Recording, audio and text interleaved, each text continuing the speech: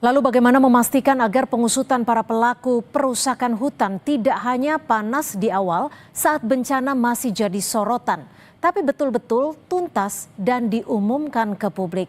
Kita akan bahas bersama Kepala Kampanye Global untuk Hutan Indonesia Kiki Taufik dan juga Ketua PBHI Julius Ibrani, dan kita masih menunggu Pak Johan Rosihan, Komisi 4 DPR RI fraksi PKS. Saya akan ke Mas Kiki terlebih dahulu. Mas Kiki, kalau dilihat saat ini Menteri LH, Kapolri, dan Menhub berjanji akan melakukan investigasi para pelaku di balik banjir bandang dan juga adanya kayu gelondongan. Apa setidaknya yang harus dilakukan sebagai bukti bahwa janji mereka ini serius dan diterapkan hingga tuntas? Ya, terima kasih, Mbak. Jadi ini seperti deja vu ya, pada saat kebakaran hutan yang besar yang terjadi di Sumatera juga, itu memang ada banyak perusahaan-perusahaan atau PBPH yang kemudian dicabut izinnya, diberikan sanksi, kemudian sampai ke pengadilan. Tetapi berakhir pada tidak ada kelanjutan karena tidak ada transparansi. Jadi ada beberapa perusahaan misalnya mendapatkan sanksi, bahkan sampai di pengadilan mendapatkan sanksi tapi tidak dieksekusi gitu. Jadi maksud saya di sini adalah ini langkah bagus tapi juga harus terintegrasi. Jadi bukan hanya dari satu Kementerian Lingkungan Hidup, kemudian mereka harus bekerja sama dengan Kementerian Kehutanan, tetapi juga mereka harus bekerja sama dengan aparat penegak hukum, mulai dari kepolisian, kejaksaan sampai hakim, sehingga pada saat mereka dicabut izinnya, mereka mendapatkan sanksi pidana, mereka mendapatkan sanksi perdata, mengganti kerugian. Itu betul-betul harus diimplementasikan gitu, harus dikawal terus. Karena kejadiannya adalah begitu sudah sampai di pengadilan, kemudian hakim memutuskan satu perusahaan membayar ganti rugi sejumlah ratusan miliar atau bahkan triliunan, tidak ada yang mengeksekusi. Jadi tidak ada efek jera apa-apa gitu. Itu yang pertama. Yang kedua, kita tidak pernah melihat, karena tidak ada transparansi yang jelas, kita tidak pernah melihat apakah dana atau denda yang diberikan oleh pemerintah atau pengadilan kepada perusahaan-perusahaan hutan itu betul-betul digunakan untuk merehabilitasi lahan. Itu tidak pernah ada. Jadi transparansi itu penting. Mas Julius, kalau melihat saat ini, apakah memang ketika di Sumatera begitu masif kerusakannya, apa yang bisa dilakukan mungkin warga? Apakah memiliki dasar hukum untuk melakukan penuntutan? Di sisi lain, apakah penuntasan ini bisa benar-benar tuntas dan benar-benar dieksekusi? Ya, Cynthia, jelas warga sebagai korban terdampak itu memiliki hak konstitusional. Bukan hanya menuntut pada ganti kerugian, kehilangan nyawa, kehilangan harta benda, gangguan akses kesehatan dan yang lainnya terhadap negara, tetapi terhadap pihak perusahaan swasta juga. Itu yang pertama. Karena biar bagaimanapun kalau kita lihat faktor utama penyebabnya adalah eksploitasi oleh swasta yang berlebihan, yang tidak sesuai dengan administrasi negara dan bahkan ada yang ilegal. Yang pertama, jadi bukan negara saja yang bertanggung jawab, swasta juga bertanggung jawab dan itu bisa dituntut pemenuhan hak.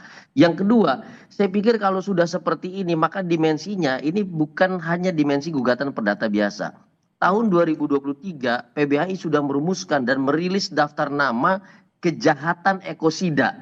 Jadi tindak-tindak pidana yang sistemik dan terstruktur yang merusak lingkungan dan melanggar hak asasi manusia multidimensional seperti yang terjadi saat ini di Aceh, Sumatera Barat dan juga Sumatera Utara. Artinya ruang-ruang pemeriksaan evaluasi administrasi, ruang-ruang perizinan itu hanya level kulitnya saja. Negara harus mengusut tuntas kejahatan ekosida ini sampai pada siapa pemiliknya, siapa penerima manfaatnya, siapa pejabat-pejabat negara yang memberikan izin yang kita tahu banyak ilegalnya, maka di situ ada tindak pidana korupsi, ada TPPU-nya di situ, jangan-jangan ada kebijakan yang sengaja diubah di situ. Dengan demikian kalau secara holistik diusut, maka untuk mengembalikan kepada ekosistem awal kita masih punya modal yang cukup besar. Jadi kalau hanya cuma level gugatan perdata biasa saja, evaluasi perizinan biasa saja, yang dijelaskan oleh Bung Kiki itu terulang lagi kebakaran di tahun 2014, 2015 sampai sekarang gitu. Oke, jadi tidak akan ada akhirnya jika hanya penuntasnya hanya di permukaan saja. Saya ke Bang Johan Rosihan yang sudah bergabung dari Komisi 4 DPR RI, fraksi PKS. Bang Johan, kalau dilihat saat ini situasinya begitu memprihatinkan di sana. Dan kalau Bang Julius sudah mengatakan bahwa ini ada pelanggaran hak asasi manusia di sini. Saat Anda bertemu dengan Menteri Kehutanan Raja Juli tadi, apa saja yang didesak oleh Komisi 4 DPR? Tadi Komisi 4 ya, kayaknya seragam dari semua praksi dan dari Ibu Ketua sampai semua anggota itu seragam. Pertama, meminta agar Pak Menteri tidak lagi membuka atau memberikan izin atas kegiatan-kegiatan perusakan hutan di dalam hutan. Yang kedua, yang ada ini yang sudah menerima izin juga dievaluasi dan diaudit gitu. Karena tidak mesti walaupun berizin itu kemudian tidak melakukan perusakan, bisa juga lebih kuota, bisa mengakibatkan kegiatan-kegiatan lain. Saat ini sedang penyusunan kesimpulan ya, karena ini sudah yang rapat ini sejak jam 1 sampai masih berlangsung. Dan keterangan dari Pak Menteri tadi itu memang menyatakan bahwa selama saya menjabat 1 tahun ini belum ada satupun izin yang saya berikan di daerah terdampak sekarang. Nah, muncul pertanyaan dari kita, lantas siapa yang menandatangani izin-izin yang banyak yang merusak hutan hari ini? Nah, kami mendesak agar Pak Menteri Juli Antoni ini berani membuka kepada Komisi 4. Zaman Menteri Siti Nurbaya berapa yang ditandatangani, zaman Zulkifli Hasan berapa yang ditangani, tarik semua gitu, biar dibuka kepada publik, biar kita tahu siapa sebenarnya yang sudah memberikan izin sehingga dampak yang dirasakan oleh rakyat kita di 3 provinsi itu seperti saat ini, begitu Mbak. Apakah artinya Komisi 4 tadi juga meminta bukti-bukti, data-data bahwa memang betul dari Kementerian Kehutanan yang saat ini dijabat oleh Raja Juli benar-benar tidak memberikan izin di daerah terdampak? Kami meminta semuanya dari awal, kami meminta itu, kami mendesak buka semua buka semua tentang perizinan, tentang dampak lingkungan segala macam. Sayangnya ya, datanya lengkap tetapi tidak berani secara eksplisit mengatakan bahwa ini loh penyebab utama dari banjir itu. Data forestasinya lengkap, data penutup kerusakan di das hulunya lengkap, data penutupan hutannya lengkap, semua data-data itu lengkap. Tapi sayangnya, saya mengkritik tadi itu, sayangnya dari semua data yang lengkap itu tidak berani mengambil satu simpulan. Oke, tapi disebutkan tidak nama perusahaan saat rapat tadi? Tidak menyebutkan nama perusahaan, dan Pak Menteri menyampaikan akan memberikan secara tertulis kepada Komisi 4. Artinya datanya tidak lengkap menurut Anda? Ya, untuk kita menganalisis ini menurut saya lengkap ya. Sayangnya kementerian tidak berani menyimpulkan. Oke. Mas Kiki, kalau dilihat dari apa yang dijelaskan tadi oleh Bang Johan, sebenarnya kalau dilihat kerusakan yang begitu masif di bencana Sumatera, dari sisi kerusakan alam sebenarnya apakah hanya murni kerusakan alam atau faktor keulah manusia lebih besar porsinya? Iya. Ini udah jelas sebenarnya Mbak Cynthia, udah beberapa kali teman-teman sampaikan, bahkan juga masyarakat yang ada di lokasi menyampaikan jelas bahwa bencana yang begitu dahsyat ini bukan hanya semata-mata disebabkan karena cuaca ekstrim, tetapi lebih kepada karena perubahan tutupan hutan yang sudah pasti bahwa adanya deforestasi yang masif. Dan kemudian baik itu dilakukan oleh industri kelapa sawit, oleh industri tambang, ataupun bahkan industri pulp and paper, itu nyata terjadi. Nah sebenarnya tidak terlalu sulit untuk Kementerian Kehutanan atau Kementerian SDM untuk memberikan data, karena mereka itu adalah kementerian yang memberikan izin. Ya. Jadi mereka juga melekat pada mereka juga pada saat mereka memberikan izin, mereka juga punya kewajiban untuk memonitoring gitu. Nah, pertanyaannya adalah, Jadi menurut Anda ini kan cukup anehkah ketika datanya tidak disebut secara gamblang, tidak disebut secara clear saat rapat terjadi, saat rapat tadi? cukup aneh karena sebenarnya kan udah gampang kita bisa lihat ya. Kalau dari sisi bahkan publik bisa dengan mudah mengakses citra satelit. Kelihatan mana wilayah yang terbuka. Ya.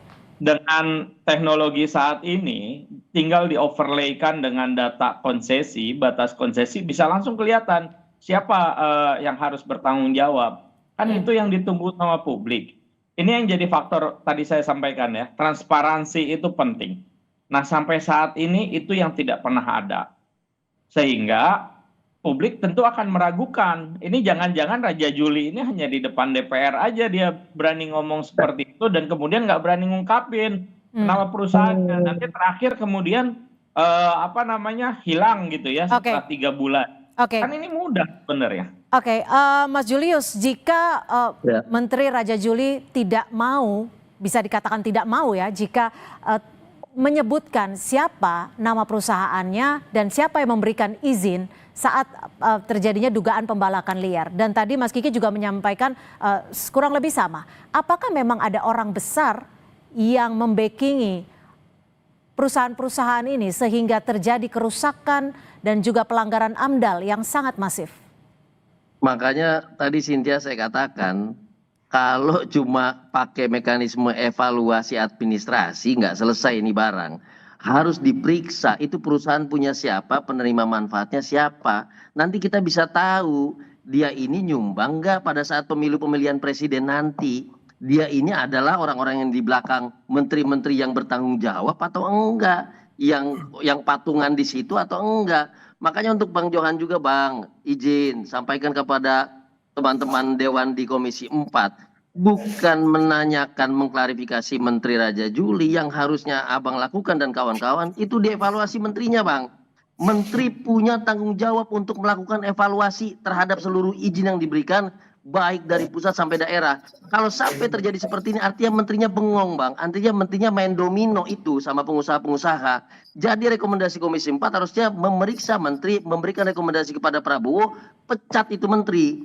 Jadi kalau cuma ngecek siapa nama segala macam yang dibilang Bung Kiki, kita di lapangan tahu Bang. Itu punya siapa, itu sudah mengemuka tadi Pak. Itu sudah mengemuka. Ya banyak anggota tadi yang meminta, banyak anggota tadi yang meminta agar Raja Juli kalau tidak sanggup mundur saja. Dari fraksi mana saja Bang Johan yang meminta itu? Bang Johan, dari fraksi mana saja yang meminta mundur? Ada dari PKB, termasuk saya juga menyampaikan kalau seberapa Anda bisa bertahan, kalau kan dia sampaikan bahwa tugas Presiden adalah menjaga hutan. Saya balik tanya ke beliau bahwa apakah Anda merasa sudah menjaga hutan? Nah ini kan bentuk-bentuk komunikasi politik yang kita bangun juga harus kita menjaga di situ kan. Nah tapi yang jelas semangat dari teman-teman di Komisi 4 bahkan Ibu Ketua itu sampai mengatakan, Pak Menteri, kalau Anda takut berhadapan dengan perusahaan-perusahaan besar itu, saksikan Pak Menteri saya di belakang Anda. Saya mendukung Anda Komisi 4 semua. Ibu itu Bu Titi Soeharto tadi ngomong begitu di depan Pak Menteri secara terbuka. Nah saya pikir semangat seperti itu juga sudah ada di kami Bang. Dan insya Allah tentu rapat ini juga merupakan rapat darurat, tidak ada di dalam agenda sebelumnya. Ini bentuk perhatian kita agar persoalan yang terjadi di Sumatera Barat itu bisa kita awasi bersama-sama. Insya Allah kita akan coba awal dengan baik. Bang Johan, artinya kan ini tidak hanya sekedar evaluasi, tidak hanya sekedar pengawasan, tapi bagaimana mengawal kasus ini sampai tuntas dan membersihkan siapapun yang bertanggung jawab di balik perusakan hutan. Kita masih akan membahasnya usai jeda. Tetap bersama kami di Kompas Petang.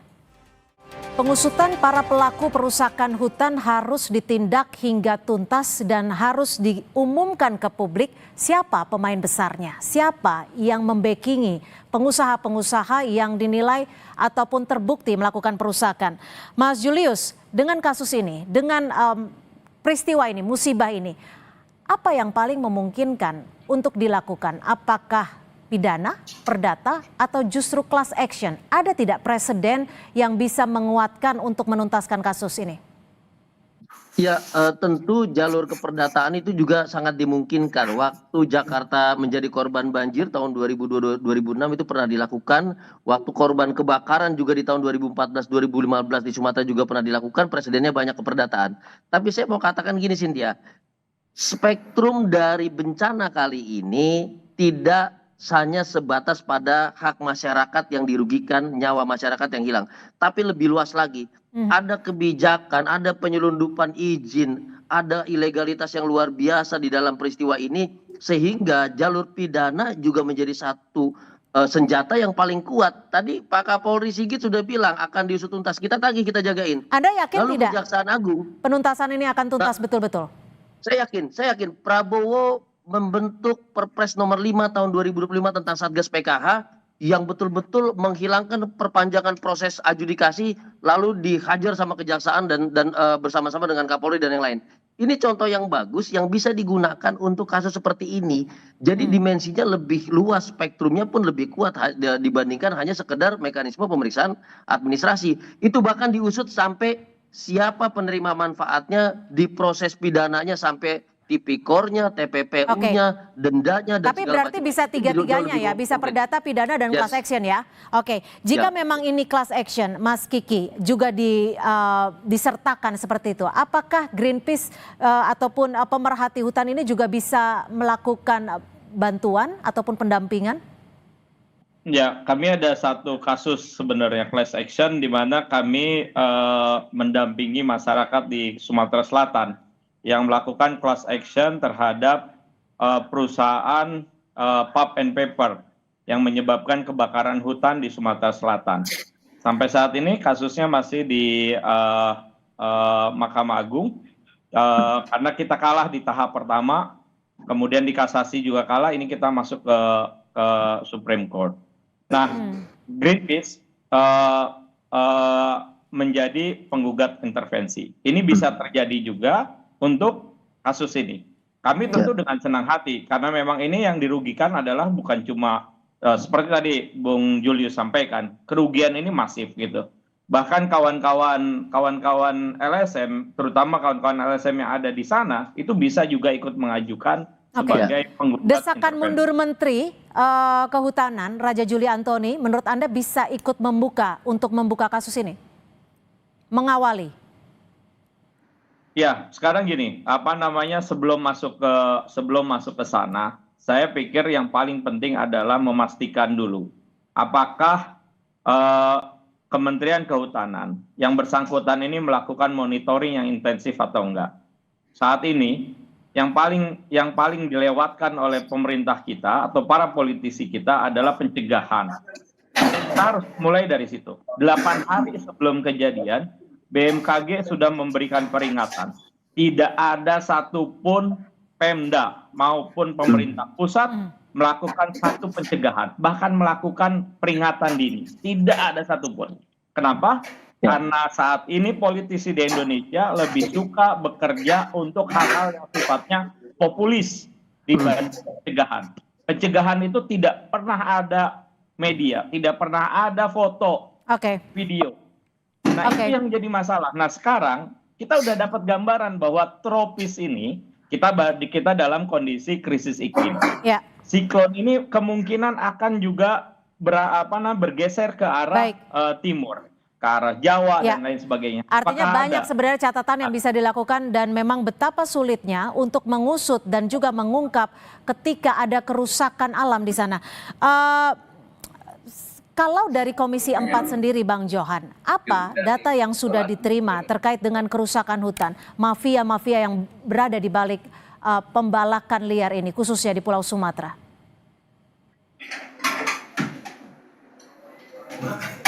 Bang Johan. Gimana Mbak? Gimana Ya, tadi? kalau dari Komisi 4 sendiri sudah memiliki data sejauh mana terkait dugaan adanya pengusaha yang melakukan perusakan?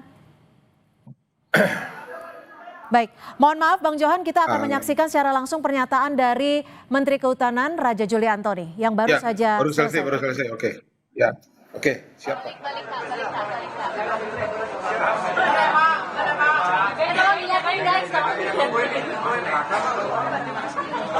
Ya, baru saja Menteri Kehutanan Raja Juli Antoni selesai mengikuti rapat dengan Komisi 4 DPR RI. Saya langsung ke Bang Johan. Bang Johan, Anda menerima report ataupun laporan apa nih hasil terakhir dari rapat dengan Menteri Kehutanan? Saya tadi tidak mengikuti kesimpulan karena lagi kita lagi wawancara ini. Oke. Tadi pas saya keluar, saya tidak mengikuti kesimpulannya. Jadi mohon maaf saya tidak bisa mengarang-arang kesimpulan. Terima kasih Baik. Mbak. Tapi kalau dari desakan, tuntutan dari Komisi 4 terhadap Menteri Kehutanan Raja Juli Antoni seperti apa dari yang Anda pahami? Ya, kita meminta evaluasi menyeluruh dari semua data-data itu, ya terutama kita ingin menghentikan semuanya. Bahkan Ibu Ketua tadi mengatakan tidak mau moratorium, tetapi menghentikan secara menyeluruh gitu. Izin itu. Yang kedua, mengevaluasi yang ada ini seperti yang saya sampaikan tadi.